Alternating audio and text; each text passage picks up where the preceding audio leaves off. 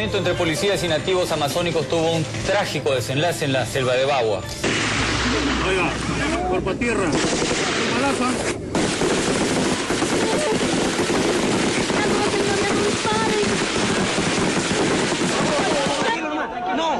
La selva de Bagua despertó esta mañana convertida en un infierno, precisamente en la curva del diablo, donde la violencia tiñó de rojo el manto verde de la Amazonía. Al Estado peruano decir, basta de la marginación, basta de las leyes que decretan sin consulta al pueblo indígena. Nos sentimos marginados, maltratados, discriminados, porque somos indígenas. A raíz de estos problemas, el presidente ha pedido que todos los peruanos expongamos nuestras ideas sobre cómo alcanzar la paz social en la Amazonía.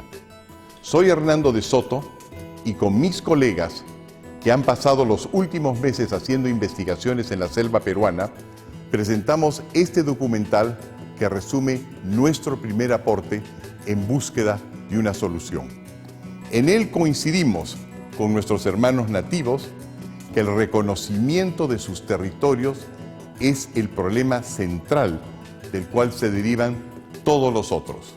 El ILD, mi organización, conoce bien el tema, pues nosotros diseñamos los sistemas que dan a los marginados del Perú la posibilidad de acceder a sus tierras, controlarlas y extraerles el máximo valor a través de la propiedad y la empresa. Comenzamos con el registro predial y la simplificación administrativa en el primer gobierno de García y terminamos con la creación simplificada de empresas y COFOPRI en el gobierno de Fujimori. Estos sistemas son tan exitosos que se están aplicando en 5 continentes. El lugar más notorio donde no se aplican es la selva peruana. Esto se debe, por un lado, a un descuido histórico del Estado peruano y por otro, a gente como el señor Pizango, mal asesorado, que nos ataca sosteniendo que hay una incompatibilidad entre la realidad indígena y la propiedad. Pero los hechos dicen lo contrario. Asistidos por apus, huimacos y jefes indígenas de las etnias mayoritarias de la selva peruana, hemos recogido centenares de documentos elaborados por las propias comunidades que nos demuestran 4 hechos concretos.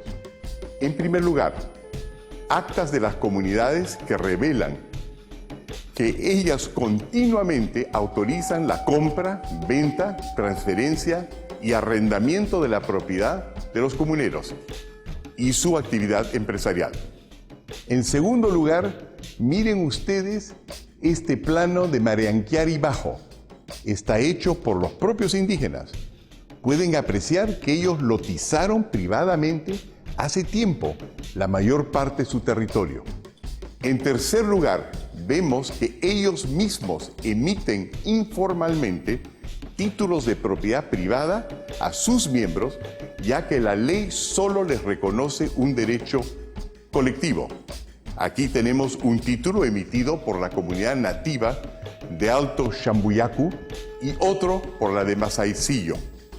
Finalmente, vean cómo, hasta en los lugares más remotos de la selva, los mismos cazadores y recolectores están vendiendo lo que cazan y recogen, ya no para subsistir en equilibrio con su entorno, sino para comercializar en el resto del Perú. Allí también está llegando el mercado. Pero si no tienen propiedad y no tienen empresa legal, no podrán ya proteger el medio ambiente y podrían agotar sus recursos naturales. En resumen, los indígenas amazónicos, a su manera, por voluntad propia, de acuerdo a su cultura, para bien o para mal, están entrando al mundo del mercado. Y no son ajenos ni a la propiedad ni a la empresa. Esto es positivo, porque a nuestro juicio no es posible en el siglo XXI controlar territorio, proteger valores culturales, ni vencer la pobreza sin empresa ni propiedad. De otro lado, la experiencia internacional de mi organización, el ILD, confirma que no hay incompatibilidad entre lo indígena y lo moderno, pues existen tribus, por ejemplo en Alaska, Canadá, que han progresado, incluso han formado empresas multimillonarias sin perder su cultura. Para discutir su experiencia y los resultados de nuestro informe, los invitamos a la selva peruana. Hey Julie, it's Hernando from Peru. Oh, Hernando, how are you? Aló, Apu, qué gusto escucharlo. Oh, Bobby, we need you here in Peru as soon as you can get here. Aló, jefe. Andy, I was just hoping that you would have time to come and visit us para pedirle a ver si nos podemos ver en un par de días en la selva. Manny, help us. It's all about the common cause. Looking forward to seeing you.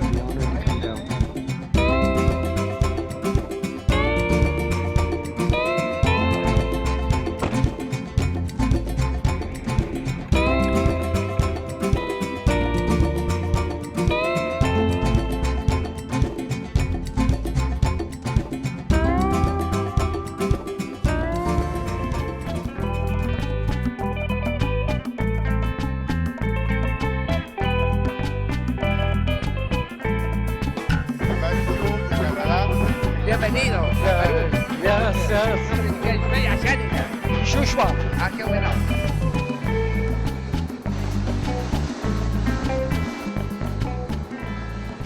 En Canadá. Yes.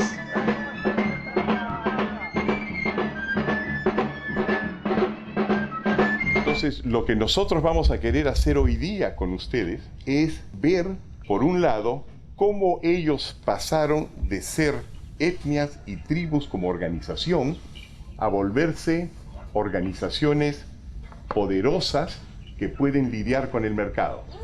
Cómo se adaptaron al siglo XXI, sin embargo, preservando su identidad, preservando sus tradiciones.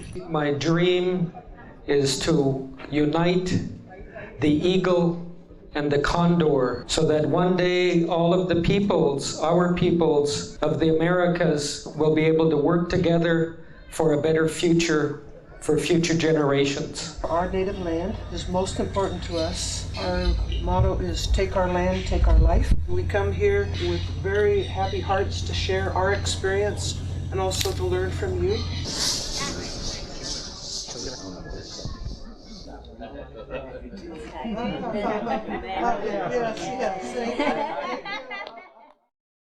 Y sin embargo, el mundo tiene la impresión de que no existe esta propiedad privada y que tampoco existe la empresa. Y sin embargo, he visto dentro de su comunidad varias empresas. Entonces, tenemos una visión equivocada de ustedes. Es decir, son colectivos en el sentido que mantienen una identidad cultural, linderos de dónde va su comuna, pero adentro son como el resto de los peruanos y el resto de los ciudadanos del mundo. ¿Me equivoco? Sí, definitivamente. Esto es una equivocación, más que una equivocación, un error que nos tienen en el mundo, ¿no? Porque, como usted lo ha dicho, nosotros somos colectivos en la forma de organización, pero, como dice, después de su colectivo, cualquier cosa de nosotros es en forma individual. De nuestros estudios y discusiones se desprende que los títulos y normas propias u otorgadas por el Estado a los indígenas no son más que pedazos de papel. No tienen los mecanismos estandarizados que los conectan al crecimiento económico. ¿Cuáles son estos mecanismos? Primero, los derechos de propiedad. Un buen título de propiedad permite adjudicar, arrendar, dar en posesión, uso, usufructo, servidumbre, acceder al crédito, al capital, al seguro y otras funciones. Son precisamente estas funciones las que hacen que los bienes tengan un mayor valor. Son comparables a cuchillas suizas, con varias funciones que sirven para cortar, destapar, limar, auscultar, serruchar. Los títulos que reciben los nativos, en cambio, prácticamente no tienen ninguna función. Son comparables con una cuchilla de una sola hoja, pretenden otorgar seguridad en la posesión. Sin embargo, dada su debilidad, están nuestros indígenas siendo continuamente invadidos y su titulación se desactualiza, por lo que su credibilidad empresarial casi no existe. Solo valen dentro de los linderos de la comunidad. Es decir, no solo están aislados nuestros indígenas del resto del Perú y del mundo, sino que incluso entre sí. El título de propiedad nativo separa a las etnias en lugar de unirlas. Por otra parte, las tierras de la mayoría de las comunidades no cuentan con referencias geográficas y existen hasta 3 tipos de catastros distintos que no conversan entre sí, dando lugar a superposiciones y conflictos entre comunidades nativas, colonos, petroleras, mineras y explotaciones informales de la madera. Finalmente, la deficiente titulación tampoco les permite a los indígenas defender su ecología y beneficiarse, por ejemplo, con compensaciones por no haber depredado. Entonces, queda claro, hay 2 tipos de títulos en nuestro país, unos con mecanismos y otros sin mecanismos. Es como estos 2 relojes, parecen iguales, pero si los volteamos, uno tiene maquinaria y funciona, y el otro, el indígena, no la tiene. Y es que los mecanismos de la propiedad, al igual que en estos relojes, son invisibles. Son complicados, es laborioso entenderlo, aburrido, un poco romántico. Pero Dios está en los detalles y en los títulos también. El segundo mecanismo para el desarrollo son los buenos derechos empresariales. Con ellos se obtiene responsabilidad limitada, gerencia profesional separada de los intereses políticos. Pueden emitir acciones para recibir inversión, acumular activos y transferir los valores tangibles o intangibles de la empresa. Los indígenas no tienen estas ventajas. Operan sin responsabilidad limitada, es decir, con alto riesgo y sin crédito ni capital. Como sus títulos no distinguen entre los bienes propios y los comunales, no tienen activos para garantizar créditos o aportar capital a una empresa. Además, cuando un indígena se muda, pierde su propiedad en la comunidad, por lo que su capacidad de acumular es casi nula. Y lo que nosotros vemos es que porque se los han creído solamente comunidad y colectivo, no les han dado acceso a esa ley que es lo que les permitiría organizarse productivamente. Definitivamente, nosotros queremos herramientas, o el Estado, por favor, que sea creativo, pues, ¿no? Y para ser creativo tiene que ser parte también nosotros para decir al Estado, esta ley hay que hacerlo así. Y bueno, tener esa herramienta para poder nosotros también tener pues crédito. Por ejemplo, un doctor, yo digo, quiero hacer un crédito, no tengo título de mi casa, nadie me quiere. Amigos nativos, que no les vendan el cuento de que están predestinados a ser microempresa. En sus casos, lo que han hecho las tribus es que se han unido para delimitar propiedad que es de ellos y crear corporaciones, es decir, empresas que están poblados de esquimales, como son ellos, pero que solamente tienen un enfoque económico. Y frente a eso, entonces han dicho, nosotros queremos nuestra parte del petróleo. Y queremos utilizar nuestros beneficios para formar a nuestra gente, para que nuestra gente también se eduque en petróleo, se eduque en minas, se eduque en madera, y para tener ahorros suficientes para no solamente quedarse en la microempresa, sino meterse en la gran empresa. Y eso les ha permitido, con poder económico, proteger sus tierras. Entonces, si alguien viene de afuera, ellos son los primeros en pedir, no, yo lo compro antes que lo compre alguien. Y entonces, sus poblaciones pueden vivir de cualquier manera que quieren. Unos, los que pescan, pescan, los que quieren cazar, cazan, los que quieren ser agricultores, y los que quieren otros tipos de carreras administrativas también lo hacen, pero la idea es crear ese espacio. Ustedes también pueden participar en la macroempresa, como lo hacen indígenas y tribus en varias partes del mundo. Ustedes están al lado del petróleo, el oro, la madera, la palma de aceite. Es justo y lógico que también tengan la posibilidad de integrarse a su entorno productivo. Pero ¿cómo lograrlo? Bueno, sin propiedad no podrán hacerlo, porque no hay capital sin propiedad. Ahí reside el misterio del capital.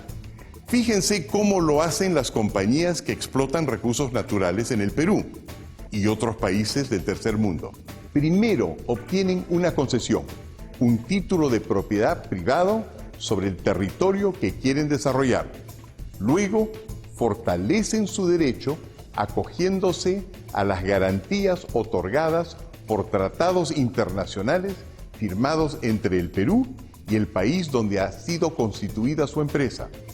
Esto les da un supertítulo de propiedad, porque el Perú se ha comprometido internacionalmente a permitirles elegir la modalidad de producción que más le conviene, hipotecar sus concesiones, remesar utilidades, y no les pueden cambiar la ley ni la tasa de los impuestos acordados. Con todas estas protecciones van a los mercados de capitales y convierten sus títulos peruanos en dinero para inversión. Ven como territorio peruano no solamente puede producir flora y fauna y ser el piso de una casa, sino que también puede producir capital con un título bien elaborado. Es el título el que genera el capital. ¿Y qué tienen los indígenas peruanos para conseguir inversiones, crédito y tecnología? Pues nada, porque en lugar de luchar por una propiedad con todos estos mecanismos, con todas esas funciones, nos han vendido la falsa idea de que lo indígena es incompatible con la propiedad. Es importante preguntarle a los propios nativos qué es lo que quieren y piensan. No solo escuchar a quienes tienen ideas románticas, importadas o preconcebidas sobre ellos. El 70% quiere adaptarse al desarrollo o al mundo globalizado, que digamos. Pero existe también un 30% que todavía dice, bueno, esto hay que ser, nos queremos quedarnos acá y no queremos todavía la influencia de ellos porque nos pueden perjudicar o pueden desaparecer nuestra cultura. El 90% de los jóvenes ya tienen una visión ya más empresarial, que digamos, o una visión ya más de querer desarrollarse, de querer ser algo más en la vida, no solamente quedarse en la comunidad y ser a los 16, 17 años ya ser un padre de familia o ser cazador. Pero hay que preparar gente, preparar jóvenes profesionales, empresarios, abogados, de repente de otras profesiones, como ya los indígenas de Alaska nos han demostrado que ellos están bien organizados y ellos han avanzado mucho de lo que nosotros estamos recién empezando. Más de 100 años creo que ellos han luchado y han logrado, ¿no? Entonces yo creo que esa es la idea, cómo tenemos que asegurar nuestras generaciones que vienen, ¿no? Territorio bien saneados, tener garantías ante los bancos que pueden prestar. Y nosotros no contamos con nuestros territorios propios. Tenemos quizás solamente de nombre, pero no contamos con nuestros títulos de propiedad. Pero nosotros indígenas debemos de pensar más adelante, el más futuro, hacer educar a nuestros hijos, poner la universidad a nuestros hijos, tener una calidad de vida a mejorar. Nosotros ya no pensamos por nosotros, sino pensamos en esas niñez que vienen. And what I heard the leadership asking for and saying is that they wanted to be part of the economy. They've been marginalized. They want to be able to create institutions of further enterprise and economic development so that they can better themselves and provide better infrastructure and services, and therefore homes, healthcare, and education on their own terms. We're not a museum artifact. Our cultures are dynamic. Our cultures are not static. We accept new technologies. We evolve and have evolved over many, many millennia. And that's going to continue on to the future. En conclusión, la única manera que los pueblos indígenas tienen para defender su cultura y su tierra en el siglo XXI es con poder económico. Y solo hay poder económico con empresa y propiedad. Así lo están haciendo alasqueños, chinos y tribus en otras partes del mundo. Pero dirán ustedes, ¿y los valores y tradiciones indígenas? Pues sencillo, estas se incorporan en las herramientas de la propiedad y la empresa, para así proteger su cultura y aprovechar la globalización al mismo tiempo. Sí queremos el desarrollo, pero tiene que estar el desarrollo de acorde a nuestra propia realidad, de acorde a nuestra propia identidad, porque el desarrollo tiene que ir a la par, ¿ya? Tanto como nuestra cultura y tanto el desarrollo. Preservamos nuestra cultura, pero también queremos aprender y queremos el desarrollo para nuestras comunidades. Our traditional way of life continues with hunting and fishing or whaling or whatever activity, and the corporation is a bridge into the modern economy in order for us to protect our traditional way of life. Our people, if asked what was the most important thing to them, besides their children and their grandparents and the family, obviously, is the ability to have the freedom to hunt and fish and feed your families, and to be able to continue cultural traditions. Our corporations are one of our best stewards for protecting the culture. Without the resources that are available through the corporations, the values and the traditions that we've enjoyed for thousands of years wouldn't otherwise be protected. It's important to recognize that you're not trading your values and your principles by participating in this model. It's been my experience that we can operate our businesses, we can operate and build capital to operate our businesses without compromising our values and the principles that make us unique as a people. What we have found from our experience is we've learned you can modify the corporate structure and you can put indigenous values into the corporate structure, and it isn't just rampant capitalism that strips out anything of value from anybody that you deal with. We have seen with the corporate structure that we deal with, our native corporations on that you can modify that and you can change the corporate structure as you go about and do business. Yo creo que en el Perú no hay voluntad de excluir a las etnias amazónicas. Hemos tenido presidentes de origen indígena, mestizo, blanco y asiático. Y cualquier día tendremos uno de la selva. Este no es un país cerrado. No hay motivos para discursos ni acciones extremistas ni violentistas. Nuestro problema, como en todos los países en desarrollo, es la existencia de una legalidad que todavía no incluye a los pobres y la presencia de élites nacionales y extranjeras que creen que un título de propiedad es solo una hoja de papel y no la llave de un sistema de relaciones económicas que crea paz y prosperidad. Será por eso que solo escuchamos citar algunos logros que todos celebramos, como el Convenio 169 de la OIT y la Declaración de los Derechos de los Pueblos Indígenas de la ONU, aprobados multipartidariamente en los gobiernos de los presidentes García y Fujimori. Y se omite, en cambio, la Declaración de la OIT sobre globalización y la resolución de la Asamblea General de la ONU sobre el empoderamiento legal de los pobres, impulsadas por mi organización, el ILD, que demandan los mismos derechos de propiedad para los indígenas y los pobres que los que tienen las transnacionales. A mis amigos en la selva peruana, un mensaje personal. Yo sé cómo duele la injusticia y cómo nos consolamos pensando que nuestros orígenes nos hacen especiales y que cambiar más bien nos debilitaría.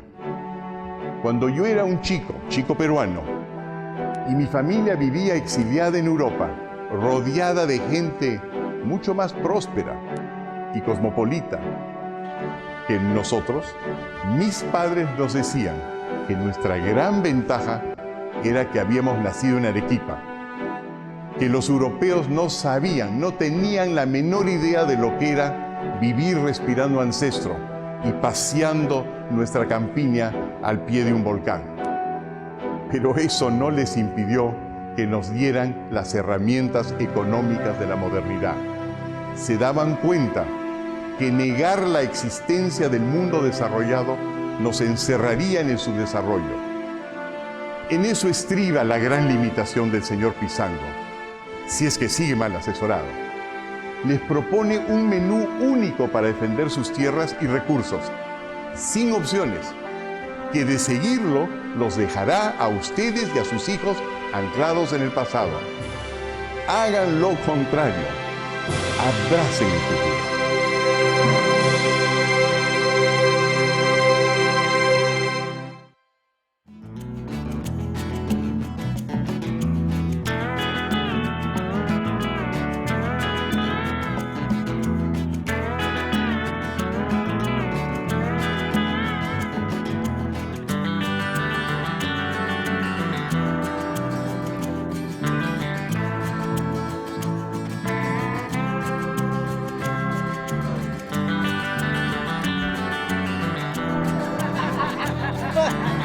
Ha ha ha!